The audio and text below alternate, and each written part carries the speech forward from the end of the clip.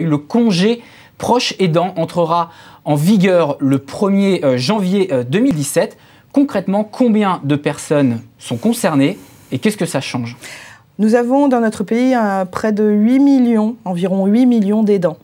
Et donc 4 millions qui s'occupent de personnes âgées. Ce sont des personnes qui au quotidien, sans être rémunérées, s'occupent de personnes âgées ou handicapées qui, 24 heures sur 24, 7 jours sur 7 souvent, sont à leur côté. Il était temps de les reconnaître. Et donc la loi d'adaptation de la société au vieillissement leur a donné pour la première fois une reconnaissance, un statut, un droit au répit, et le fait aussi pour les plus jeunes de pouvoir concilier une vie professionnelle et cette vie d'aidant. Et quel leur apporte ce statut, par exemple, concrètement en termes de sécurité?